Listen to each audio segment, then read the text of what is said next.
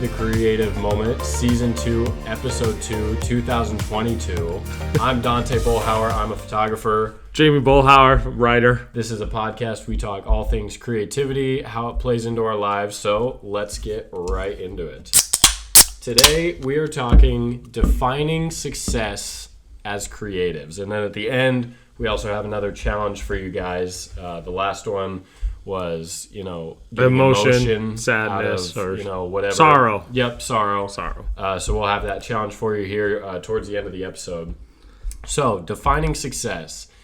You can define it in a lot of different ways, just even in life and a lot of things. As a creative, what do you define as maybe a successful poem or a successful writing career? What do you what makes your career, when it's all said and done, a success to you? Oh man, I'm gonna have to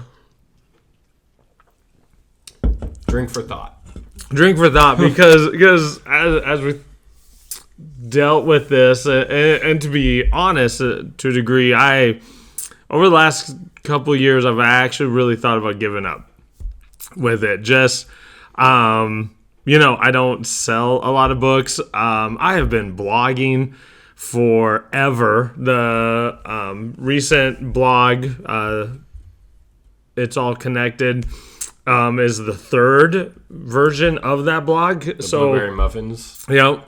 And so I have over 100,000 words put into stuff, and I don't make a lot of money off of it, and it's hard to define why you should keep it up. And it's not that, and because thinking about that, obviously financial success. That's the cliche. Yeah, I make a lot of money. I can live off. That's what everybody considers a success in like every profession. But yes, but you get to live yours a little bit. You are, in a sense, living as a photographer. I'm not living as a writer, and so it's not like I need to be like Stephen King rich or anything like that. But yet, to a degree, to actually be seen as a writer instead of a coach or a teacher or your dad. So it's really hard to work with that because living as your creative self or letting that be what gives you the reason to get up every day, a little bit different. Yes. So I have thought about just I'm done. It's just too much work. I self-publish, indie publish. I'm responsible for everything in regards to all that. So what? Well, so wait. So how does it actually feel to wake up as a photographer? Feels great.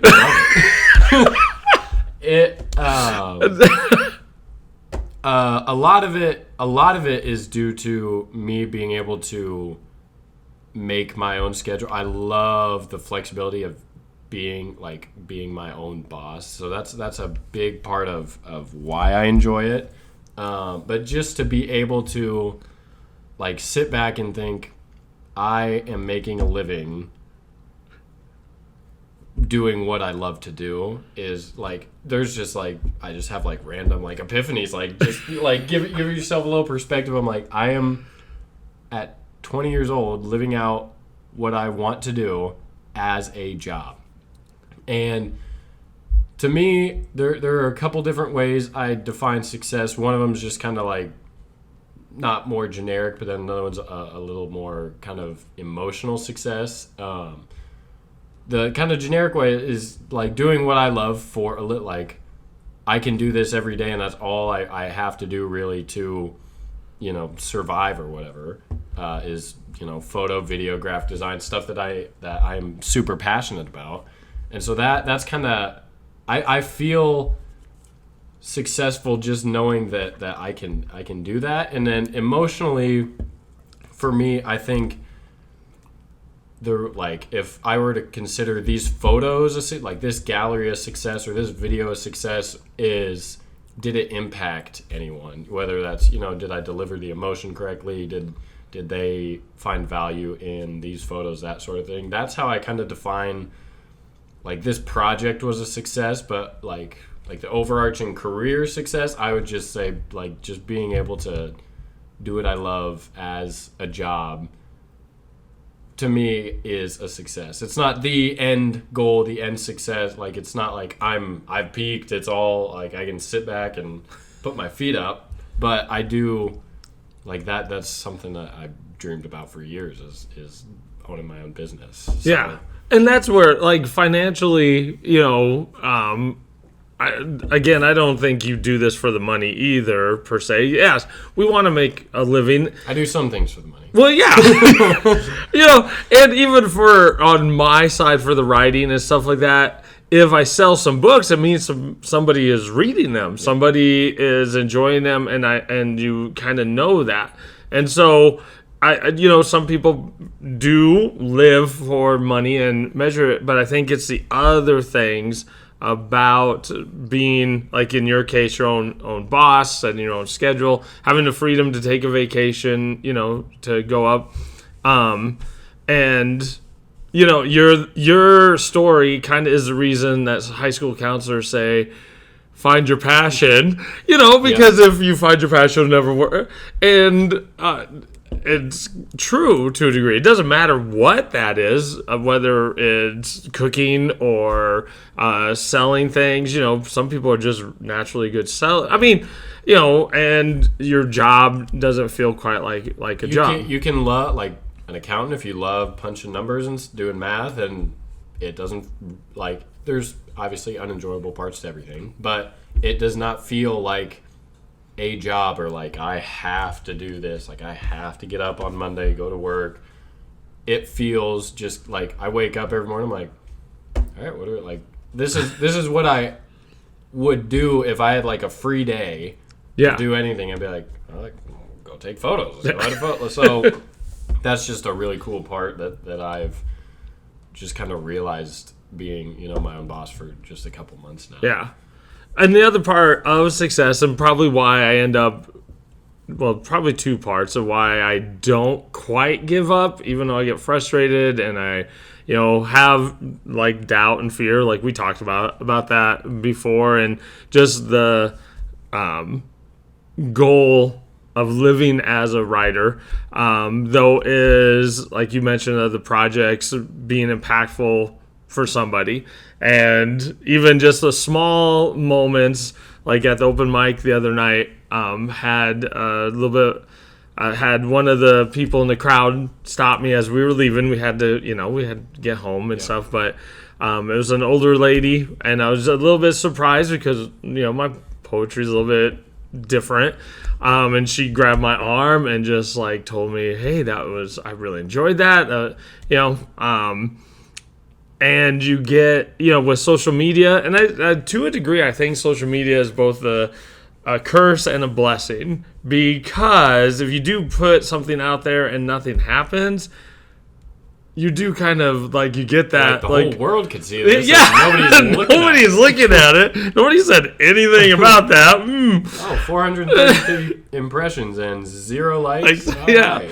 But yet then when somebody does, but that instant gratification aspect, because one of the, and I blogged about this before, is one of my most successful moments, I guess, would be when a poet in Omaha reached out to me and had a copy of the very first book I self-published. I just used a print shop in town. I peddled it everywhere. I dropped it off at the Blue Moon, and he had a copy. His mom had bought it for him, said, here, and he told me that it showed him that whatever was in your heart can be art. And ended up going to an open mic and stuff a couple months after that, and meeting him, and got to see him perform, and I performed and stuff. And that's the hard part of knowing that there is somebody, because I think all artists, and I could be wrong, but I honestly think most artists, and when they create, want to know that somebody else appreciates it, not as an ego thing, but because in a way it is us. And everybody wants to be acknowledged, And those small moments kind of keep me going. Plus, if I don't write, I get kind of grumpy. Yep. I mean, yeah, because the creativity is a part of who we are. And so, but defining it is an interesting aspect, how, because you have your own site and stuff, and you sell some of the photos and things like that. Which one matters more to a degree, or how do you know that somebody liked these photos, or? So, it is like just the fact of people. It is fulfilling. Like you talked about, people buying your books. That people like money is very much valued in society. Whatever, that someone will give up, part of their paycheck, no matter how small, how big, for you to experience your creativity and to hire you or purchase something that you created. That is a really fulfilling thing for me. Especially like when I shot a wedding yesterday. When I do wedding videos, like, people want me, they think that I'm good enough to be a part of like the best day of their life and to capture that. So that stuff, just sitting back and thinking of that, is a success in my mind. A lot of times I love delivering those galleries, delivering photos to people, and just like the reaction I get back, whether it's text, whether I hand them a poster in person.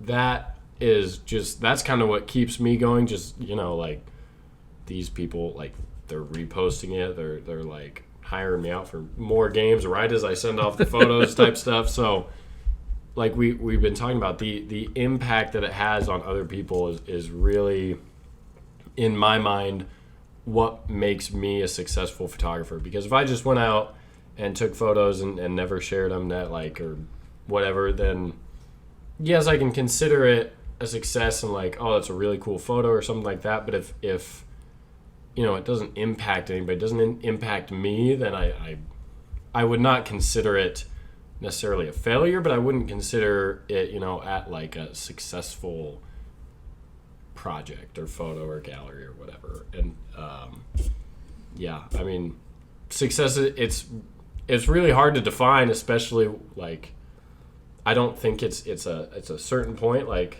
if I someday whatever made like $1 million, I would not be like, okay, that's success. I think it's just kind of the like where you're at in life. Where can you get to that will, translate this is a successful book I just published. This is a successful poem, and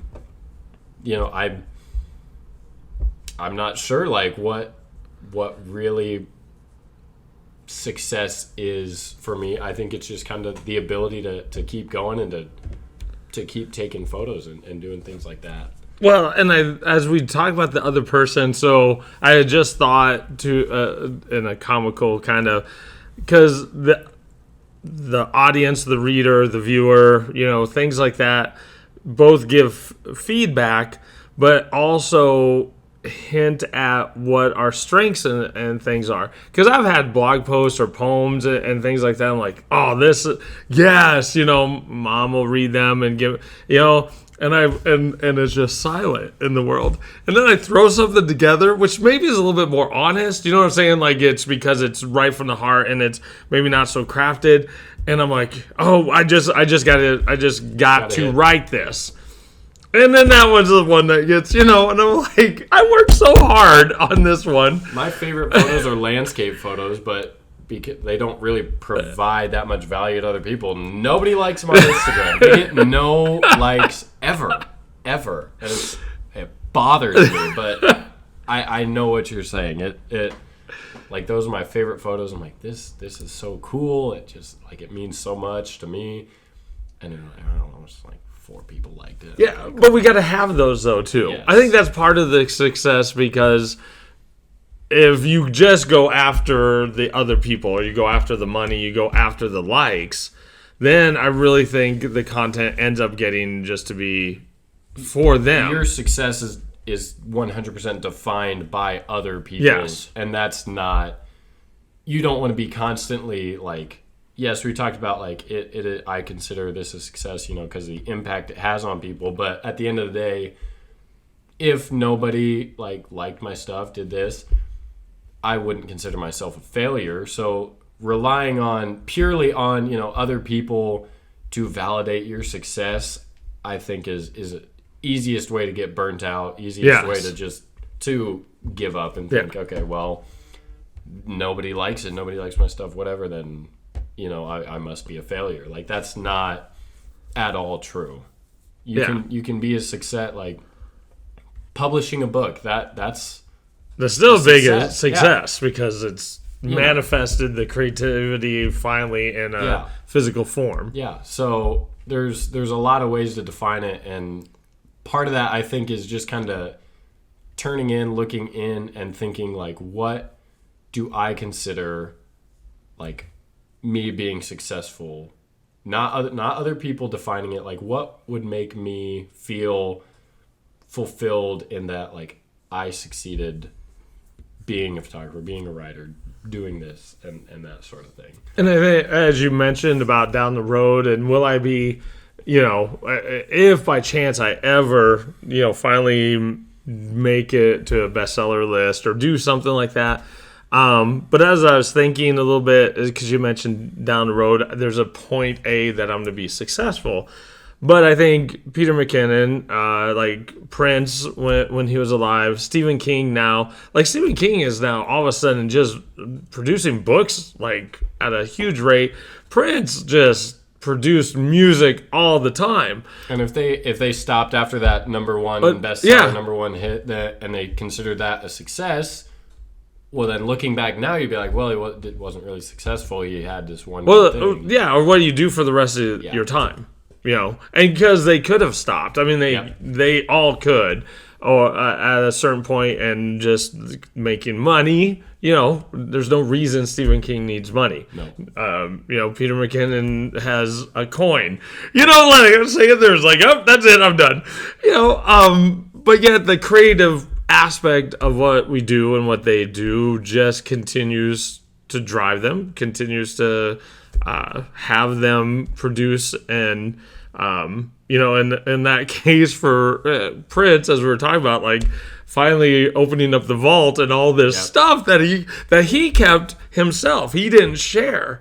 Like, we're only seeing some of this, obviously because he has passed away, and he had an incredible amount of creative work that he did. Just this is what or stuff I'm working on, or things like that, but yet still produce so much out into the world. It's incredible to think about in that regard. And like I can't imagine what your number is in regards to how many photos you have. So just in my there's these things called catalog. So it's a group of photos that has all the data. In 2022 alone, I have taken over 1 million photos. That's wild. First of all, the amount of storage. Kill me. I just ran out of space on my last drive. I have to get a new one. So, there's 1 million photos I've taken. Out of that, I've shared. If I shared 5% of that, I'd probably be lucky. There's tons of stuff that never sees the light of day, but I thought this was a cool photo. I like looking at it. I like, kind of studying it, that sort of thing. And, while there's milestones and set things that you're like, this book was a success because, it sold 2,000 copies, whatever. Yeah. There are points along the way that you can look at tangibly and say, that was successful, that was successful, that was a failure. But success, I guess in its broadest term, is not the end of the road. There is no end to that road. I think the success is that you just keep going and keep creating what you're passionate about. So that's kind of how I would define. If I look back and say, did I live a successful life as a photographer? If I just never stopped and kept just growing and learning, and I would consider that a success for my career. Yeah. So that's kind of our insight on success. You know, kind of how we define it, our kind of some struggles with it too. Let's get into our challenge for our first challenge of season 2. So it's season 2, episode 2. I'm feeling 22 tips, or whatever. We decided that this challenge would be about numbers, something quantitative. You know, that it can. Again, it's kind of up to you to interpret, to do. So, like, do you have an example in mind? Like, oh, well, even poetry-wise, there's a countdown form. There's like, you know, but just that somehow numbers are a part of the composition. It doesn't have to be a poem about numbers. No, but like, there's poetic forms and stuff with that. So, but the numbers doesn't have to be the theme, but we gotta like see it. Gotta be woven into the craft. So, like, you know, the first thing that comes to mind when we mentioned this was like, there's all those photos of like, you know, there's a ton of like black and white like M&Ms or something. Then there's the one green one or something like, so something like that would be like an example for, you know, photography or something. Yeah. So that's kind of our challenge to you guys. You know, tweet at us. What was our hashtag? The creative moment so this would be the creative moment C2. TCM, or however C2, you set that up. We'll put the hashtag in the description. You can do it, you know, Twitter, Instagram. You can just throw that hashtag on there, and we'll take a look before next episode. We'll both do it again. Yeah. And come back next 2 weeks and show you guys, you know, what we did, the other entries, that sort of thing. So with that, Creative Moment, episode 2, season 2, and we'll see you guys in 2 weeks.